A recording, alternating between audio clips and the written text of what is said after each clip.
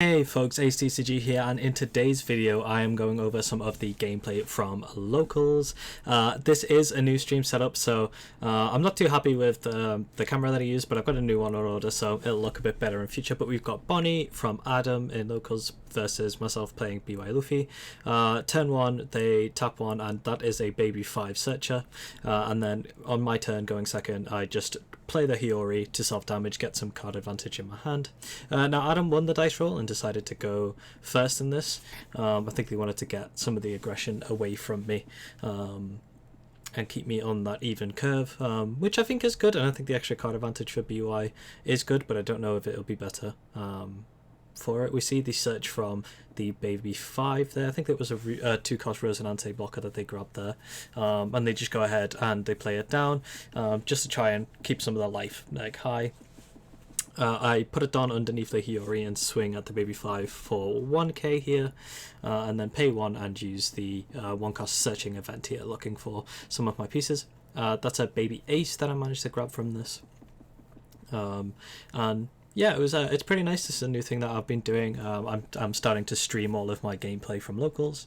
I attach 2 Don to my leader and swing for 7. I want to be aggressive into this deck because they're going to start putting down problem cards that I'm a little bit afraid of, like the 8-cost Kid, like the 10-cost Dofi, and if they just play Zoro, then it's wrap it up, boys, wrap it up. It's not a tasty matchup. We see a Bonney swing into Hiyori here. Classic playstyle here of not wanting to give BY Luffy any resources, so just not attacking. And then Adam taps 5 to play the Cavendish, untaps 2 from the Cavendish effects and just passes it back over. So still has the Rosinante up and the Cavendish. I swing for 6 with my leader, and then I play the 5-cost Luffy. This is the one that self-damages, draws, and gains 2k power. Now I want to get this down because I want to start building up my resources in my hand. I want to self-damage, especially because I'm being stunned out.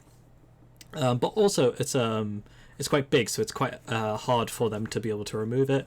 In this matchup, I feel like I need to get as many characters down that are big and hard for them to remove as possible. Yeah, it's very awkward, but we see our tap 6 here for the Hawkins, and is just contemplating whether it's worth swinging into me here to be able to get the 2 additional Don. They do swing 5 at me with the Bonney leader. I'm feeling like pretty okay about this, honestly. Like I can just take it without much threat, really. And then yeah, they don't swing with the Cavendish here, but now we can go to 0 with the Luffy if we want to. We're in a pretty good spot. We just tap 1 and play another Searcher event here. Being able to run 4 Searcher event and 4 Garp is really useful. We see that I add the 2-cost Sabo baby here, and then using the character Luffy effect, I'm able to self-damage, draw, and gain 2000 power. I attach 2 Don to my Luffy leader here, and then I'm just thinking about what characters I want to be able to refresh, discarding a Sabo and a Space Luffy. It's a play that you're going to see a lot from me because it's like both of these cards are super valuable into this matchup, especially the Space Luffy being able to pick off that 2-cost Rosinante quite often is really important, especially when they're dropping down the 8-cost kids. Bad's not looking in too bad a spot, honestly. Like they have the Hawkins down, they have the Cavendish down. We see that I use the baby Luffy and bring out the Luffy, give 2k to my leader, and then play out the Luffy, use the Spaceman Luffy effect to just straight up kill Rosinante. And now I swing here with 4 lead with 9000 with leader, and then I decide to use the Sabo, and this is just so that they don't rest the Sabo with the leader effect.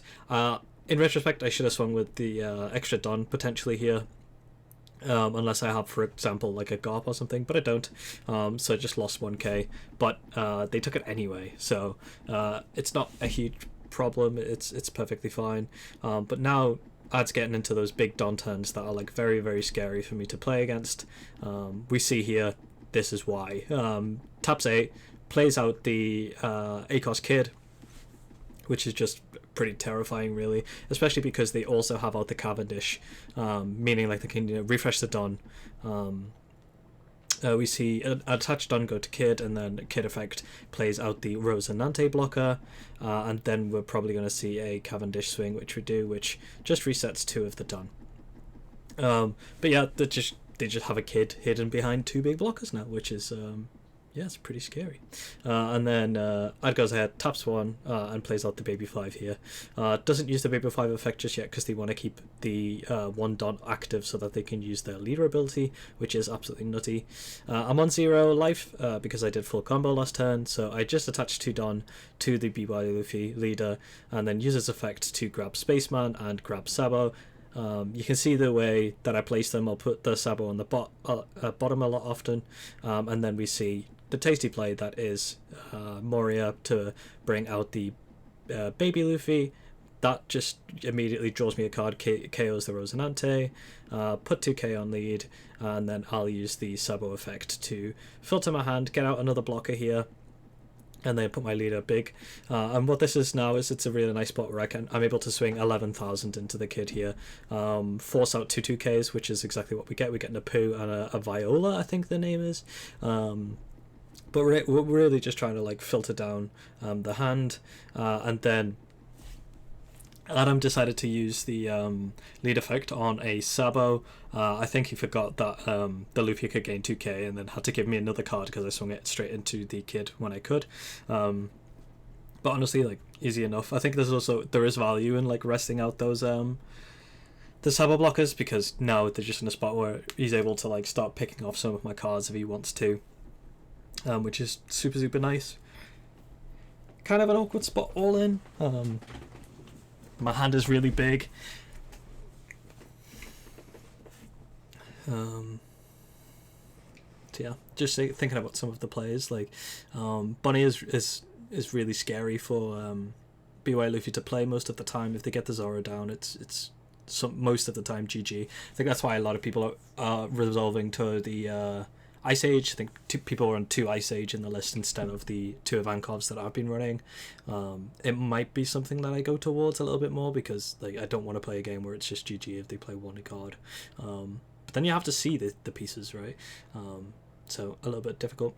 We see a Cavendish. So we see a Rosinante getting played out here for 2, and then Cavendish swinging into the Sabo. I just let the Sabo go because obviously they have an abundance of characters and abilities and ways to swing for 6, and I think you just lose value if you just straight up like let things go.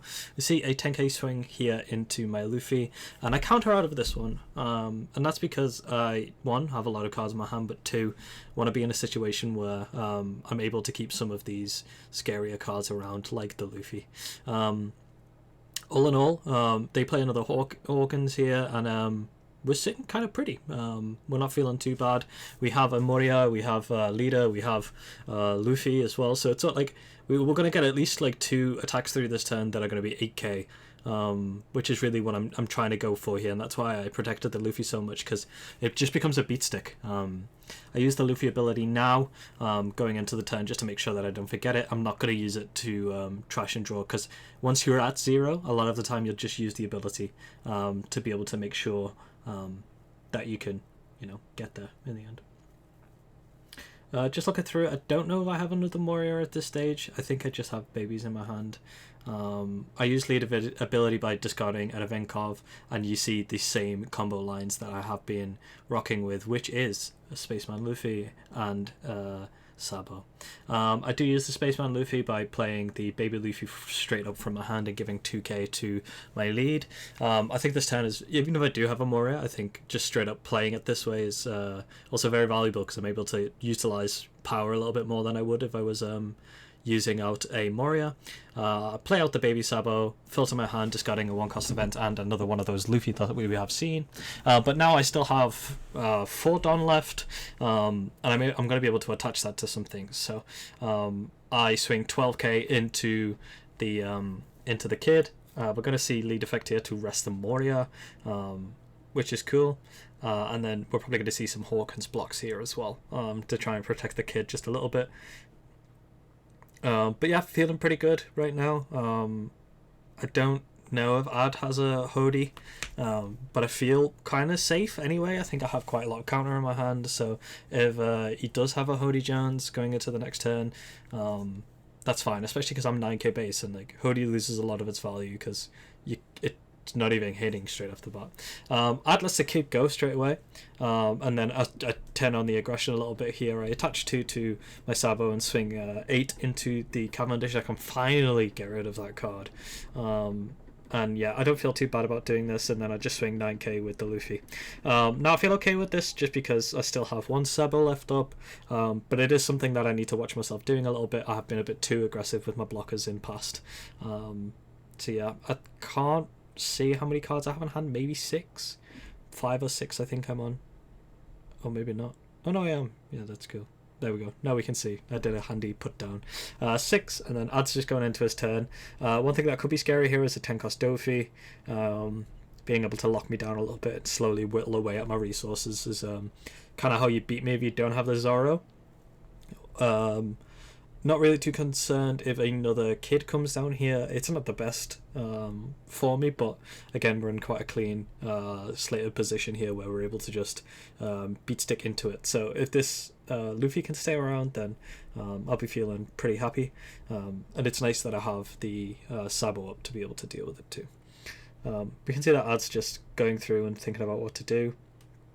Looks like they're going to swing a 6k here. But then change his mind. I think it's difficult, right? I think Bonney is a lot of like micro decisions as well, similar to like a lot of the decks right now, and just One Piece in general. It's very much like making sure that you're making the correct decision at the correct time. I think that's what I enjoy about this game, but also it's kind of frustrating and it can be very difficult sometimes. Yeah, it's going cool. It's nice to be able to play through a Bonney game without just immediately getting me head caved in, to be honest. We see 4 Don potentially being attached to a Hawkins here. I think he's very much on the fence of what to do and where to go. Yeah, I'm really excited to start streaming a little bit more, so yeah, we see 11 go to lead, just counter out with a Hiyori and a Spaceman Luffy. I'm excited to do more of these streams. Definitely going to look at upgrading the setup a little bit. Make sure that I've got mics attached for one. Just make my life a little bit easier. When we're doing these, I don't have to do voiceovers. I can just directly upload, which would be nice. We see a 7k here going into a Sabo. And I think about saving this just so I have more attacks next turn. So I'd be shocked if I don't save it in this scenario, just because they already have a Hawkins. Yeah, we see I use a Luffy, Baby, and a Sabo, and then we're going to see an Uroge come down, and then he passes his turn. Uroge effect gives them 1 Don back. Now I'm thinking about needing to go for game because I just had to use a lot of my resources to stay alive.